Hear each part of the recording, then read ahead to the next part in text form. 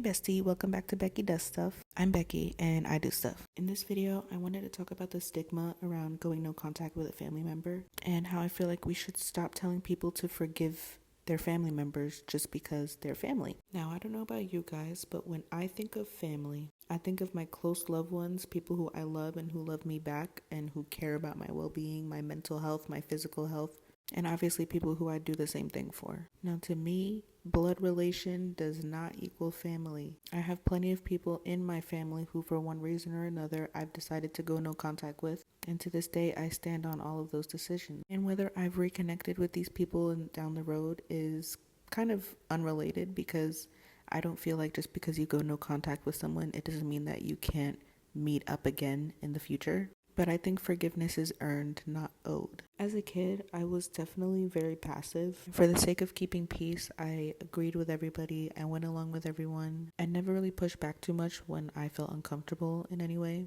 And somewhere in my early adulthood, I became really angry. I became very impulsive and would react to anything that bothered me. But now at 25, being a mom, I'm really learning the importance of setting boundaries for myself and demonstrating that to my son. I've kind of been going back and forth on whether I wanted to share this detail or not, but for some context as to why I'm feeling like I had to talk about this lately, I decided I'll just share it. Last week, I decided I had to go no contact with my mom. And don't get me wrong, I love her to death, but we had an argument about something really important to me. Long story short, my issues were dismissed and I decided to block her. Now, I blocked her temporarily because I needed a break and I didn't want to see her or talk to her. To be honest, I was still upset. Looking back, I know I was definitely being a little immature, but this is my mom. She knows me. And she knows that after a few days of me being able to calm down and think, that I would reach out to her and apologize.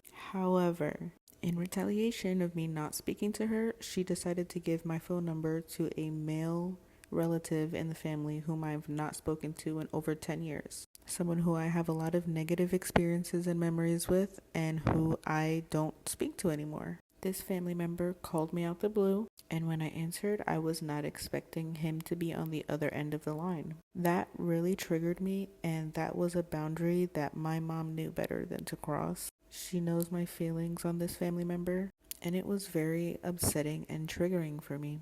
The next day, when I asked my mother why she would do that, she basically said it wasn't that big of a deal, and that the original reason that I was mad at her for and that I had stopped talking to her for in the first place was invalid. Like, I shouldn't have actually even been mad. Misdirected anger was the word that she used exactly. I don't think if we were on speaking terms that she would have ever done something like that to hurt me. But for the sake of my own mental well-being, I blocked her.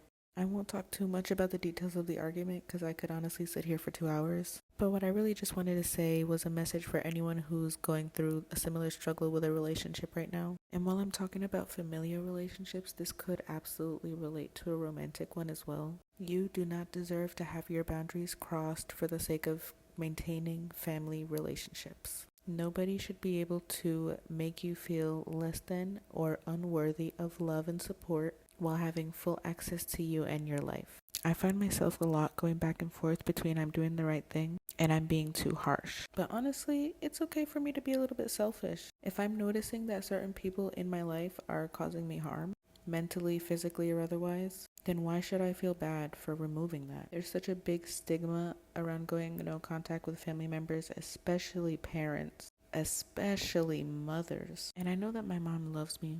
I know that she loves me to death.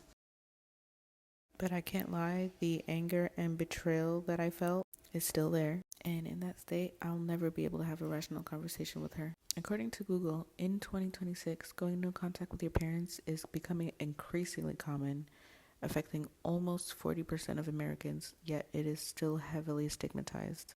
Children who choose to go non-contact with their parents are often mischaracterized as selfish, rather than it being a last resort for their safety.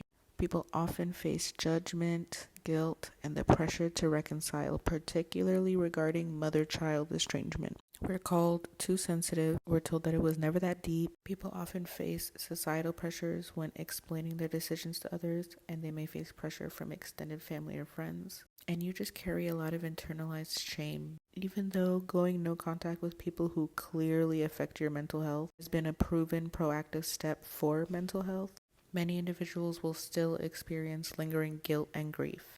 Today, more people are redefining family and setting stricter boundaries for their mental health. And I love that for us. We need to keep doing that. And we need to keep supporting people when they do that. And in the case of our family members who we don't speak to, I actually do believe in reconciliation and forgiveness. But I think in order for that to happen, both parties need to look inward. An article that I read on the Institute for Family Studies that I'll link below says that the path toward reconnection begins with self-reflection. And that means both parties. This requires us as humans to take a deep and honest look at ourselves. We must have a willingness to confront our own flaws and our own pride. And as described by the late philosopher Dallas Willard, we must attend to the plank in our own eye before focusing on the speck in someone else's. Anyway, I hope you enjoyed watching and I hope you took something away from this. If you did, don't forget to leave a like and subscribe. Love you. Bye.